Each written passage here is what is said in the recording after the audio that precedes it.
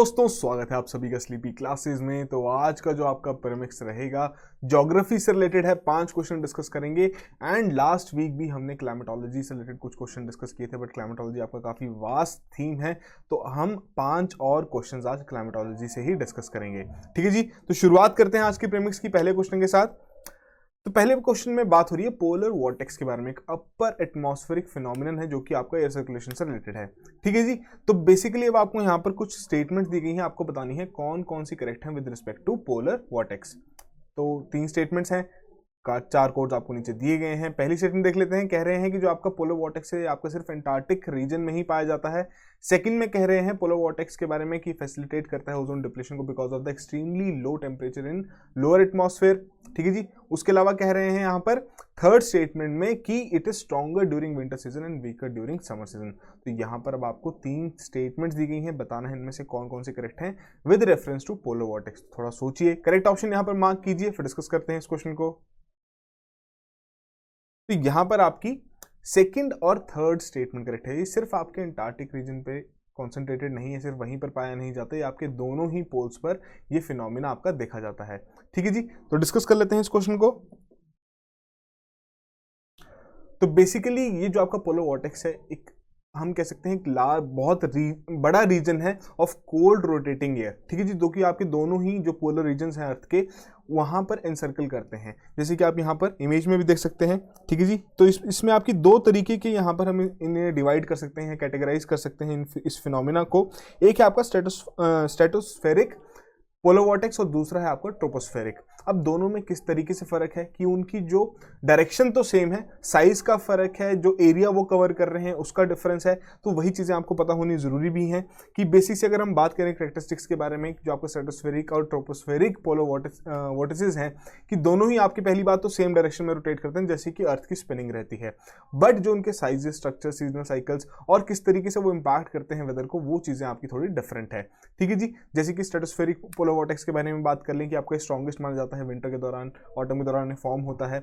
वहीं जब आपका हम कह सकते हैं कि जो डिफरेंसेस, जो ये इंक्रीज डिफरेंस टेम्परेचर यहाँ पर क्रिएट करता है, उसकी वजह से आपकी स्ट्रॉन्ग विंड्स भी रहती हैं between the tropical area and the polar region. ठीक है जी, तो यहाँ पर बस यही बेसिक सी चीजें हैं जो कि आपको पता होनी जरूरी है इससे रिलेटेड। उसके अलावा अगर हम बात करें कि किस तरीके से आपका ये एसोसिएटेड है ओजोन डिप्लेशन के साथ, तो जो आपकी केमिस्ट्री है अंटार्कटिक पोलर वॉर्टेक्स की, तो वो आपकी क्रिएट करती है सिवियर ओजोन डिप्लेशन। ठीक है जी, कि जो आपका नाइट्रिक एसिड रहेगा पोलर स्ट्रेटोस्फेरिक क्लाउड्स में, वो रिएक्ट करता है आपके CFCs के साथ, जिसके चलते आपके क्लोरीन की वहां पर फॉर्मेशन होती है, जो कि इस पूरी जो डिस्ट्रक्शन रहती है, जो इस पूरी प्रोसेस रहती है डिस्ट्रक्शन ऑफ ओजोन, इसे वो कैटलाइज कर देती है वहां पर। ठीक है जी, क्लोरीन आपकी वहां पर कैटलाइज कर देती है। तो बेसिकली काफी एक इंपॉर्टेंट रोल ये प्ले करता है ओजोन डिप्लेशन में। ठीक है जी, तो यही चीज आपसे यहाँ पर पूछी भी गई थी। अगले क्वेश्चन की ओर बढ़ते हैं। एनसो के बारे में यहाँ पर बात हो रही है, El Nino southern oscillation pattern of air circulation के बारे में। आपको बताना है इनमें से कौन कौन सी स्टेटमेंट्स यहाँ पर इससे रिलेटेड करेक्ट हैं। 4 कोड्स आपको यहाँ पर प्रोवाइड किए गए हैं। पहली स्टेटमेंट देख लेते हैं। कह रहे हैं La Nina is associated with the above average rainfall during monsoon months in the Indian subcontinent।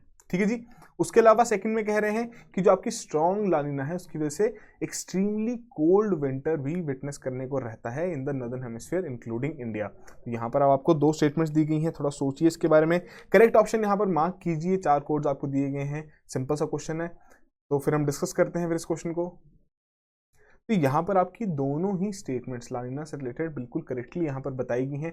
Discuss कर लेते हैं एक बार। वैसे तो आपने पढ़ा ही होगा ये कॉन्सेप्ट, जब हम ज्योग्राफी की शुरुआत करते हैं, जब हम यूपीएससी के सिलेबस को कवर करना शुरू करते हैं, तो ये वाले टॉपिक्स तो आपके काफ़ी इंपॉर्टेंट रहते हैं और आपने ज़रूर यहाँ पर कवर भी किए होंगे। तो एनसो बेसिकली जो आपका एनसो साइकिल है, ये एक वार्म और कोल्ड सी सरफेस टेम्परेचर की एक साइकिल है यहाँ पर of the tropical central and eastern Pacific ocean. ठीक है जी, एल नीनो आपका कंपनीड रहता है by the higher air pressure in the western Pacific and lower air pressure in the eastern Pacific. इसको अगर याद भी करना हो तो कैसे कर सकते हैं कि एल नीनो में आपका ई से क्या मतलब हुआ, ईस्टर्न, और एल से क्या मतलब हुआ, लो। कि ठीक है, आपका जो ईस्टर्न पैसिफिक रहेगा वहां पर लोअर एयर प्रेशर रहेगा। तो इस तरीके से आप इसे याद भी कर सकते हैं। तो फिर आपका जो एनसो का कूल फेज आता है जिसका नाम है ला नीना, तो बेसिकली वहां पर आपकी जो कंडीशंस है वो उल्टी हो जाती हैं। तो अब ये जो पूरी एनसो साइकिल है जिसमें आपकी दोनों ही एल नीनो और ला नीना आता है, तो जितने भी हमारे ग्लोबल चेंजेस रहते हैं टेम्परेचर और रेनफॉल में, दोनों का ही इस पर काफ़ी ज़्यादा असर पड़ता है। ठीक है जी। उसके अलावा अगर हम एल नीनो और ला नीना के बारे में ही बात करें तो बेसिकली ये आपके दो अपोजिंग क्लाइमेटिक पैटर्न्स हैं जो कि नॉर्मल कंडीशंस को यहाँ पर ब्रेक करते हैं। तो डिस्कस कर लेते हैं एक बार कि एल नीनो के बारे में, कि यहाँ पर क्या रहेंगी, जो आपकी सरफेस विंड्स रहेंगी across the entire tropical Pacific वो वीकर देन यूजुअल रहेंगी। तो उसकी वजह से क्या होगा, जो आपके ocean temperatures in the central and eastern tropical Pacific वो आपकी वार्मर देन एवरेज रहेंगे, और जो रेनफॉल रहेगी वो बिलो एवरेज रहेगी इंडोनेशिया, और जो आपका ईस्टर्न पैसिफिक वाला रीजन है या सेंट्रल पैसिफिक वाला रीजन है वहां पर अबव एवरेज वहां पर रेनफॉल विटनेस करने को मिलेगी। ठीक है जी। उसके अलावा आपका ला नीना में क्या होगा कि बिल्कुल यहाँ पर ऑपोजिट केस चला जाएगा, कि जो आपकी सरफेस विंड्स थी वहां पर इस पूरे ट्रॉपिकल पैसिफिक में वो आपकी स्ट्रॉन्गर देन यूजुअल रहेंगी। ठीक है जी। And most of the tropical Pacific Ocean is cooler than the average, तो वहां पर जो आपकी रेनफॉल है वो इंक्रीज कर जाएगी इंडिया जैसे रीजन्स में, और जो आपके सेंट्रल ट्रॉपिकल पैसिफिक है वहां पर डिक्रीज कर जाएगी। और रिसेंटली ही जो हमारा आईएमडी है उन्होंने ये नोटिफाई भी किया है कि काफ़ी हम ये बताया गया है कि स्ट्रॉन्ग विंटर सीजन विटनेस करने को देखा जाएगा in the upcoming winter of 2021 because of the effects of La Nina. तो यही आपके लिए इंपॉर्टेंट भी है एग्जाम पॉइंट ऑफ व्यू से, करंट अफेयर रिलेटेड आपके लिए क्वेश्चन था। आई होप आपने इस क्वेश्चन को करेक्टली मार्क किया हो। बस कंसेप्ट के बारे में आपको पता होना जरूरी है, दोनों ही एल नीनो और ला नीना के। ठीक है जी। थर्ड क्वेश्चन देखते हैं, ट्रॉपिकल साइक्लोन्स और टेम्परेट साइक्लोन्स। ये आपके दो कंट्रास्टिंग एयर सर्कुलेशन है in the lower atmosphere of earth. अब उसी से रिलेटेड अब आपको यहाँ पर स्टेटमेंट्स दी गई हैं इन दोनों सर्कुलेशन से रिलेटेड। 3 स्टेटमेंट्स हैं, 4 कोड्स आपको यहाँ पर दिए गए हैं, आपको बताना है इनमें से कौन कौन से करेक्ट हैं। ठीक है जी।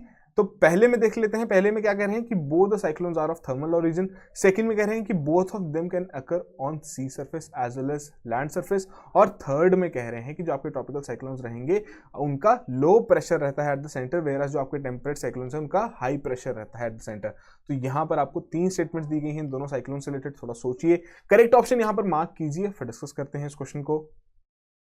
तो देखिए यहाँ पर सिर्फ और सिर्फ आपकी थर्ड स्टेटमेंट ही करेक्ट है, पहली 2 स्टेटमेंट्स यहाँ पर इनकरेक्ट है। कि बेसिक से अगर हम बातें कर लें कि जो आपके ट्रॉपिकल साइक्लोन्स हैं कि वो तो आपके थर्मल ओरिजिन के रहते ही हैं। ठीक है जी। कि जो आपका वार्म ओशन सरफेस रहता है, आपने कंडीशंस जब हम पढ़ते हैं 27 डिग्री सेल्सियस की, वहां पर बात की जाती है कि इतना जो टेम्परेचर है वो सी सरफेस का होना जरूरी है आपके ट्रॉपिकल साइक्लोन की फॉर्मेशन के लिए। तो ये तो आपको क्लियर हो गया। बट जो आपके टेम्परेट साइक्लोन्स हैं बेसिकली उनका डायनामिक ओरिजिन रहता है, जो कि दोनों ही कोरियोलिस फोर्स और जो हमारी एयर मासेस की मूवमेंट है उसकी वजह से वो कॉज होते हैं।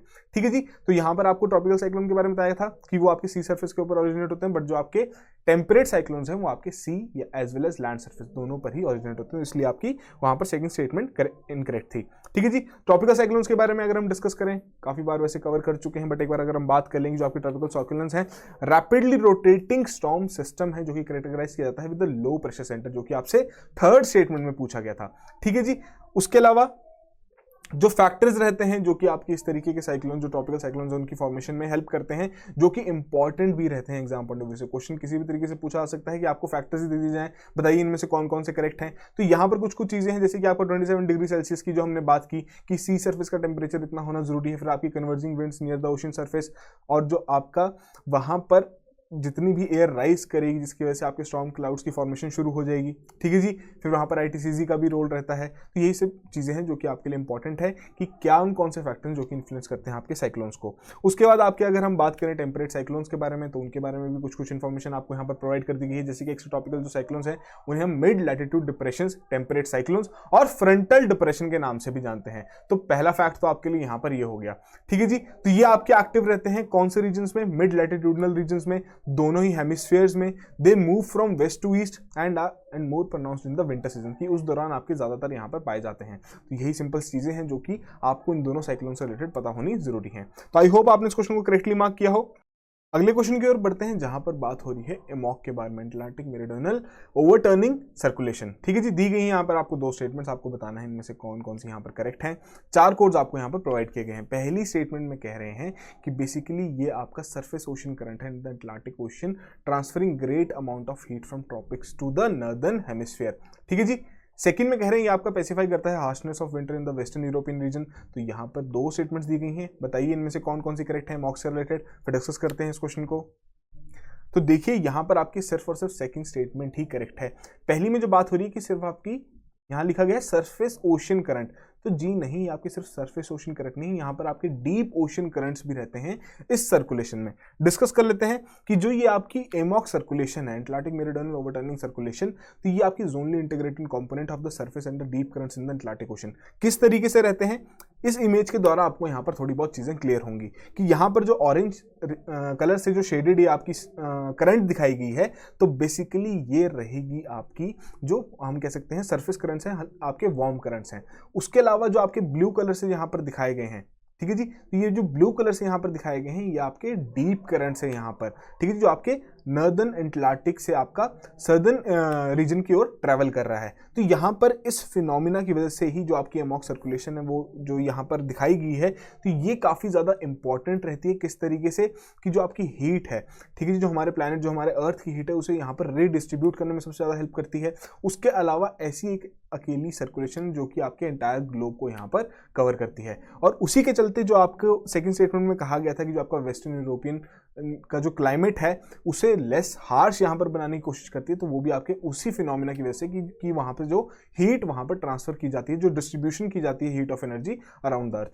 ठीक है जी, तो यही चीज़ आपसे यहाँ पर पूछी भी गई थी, सिंपल सा क्वेश्चन था। अगले क्वेश्चन की ओर बढ़ते हैं, आज का लास्ट और फाइनल क्वेश्चन।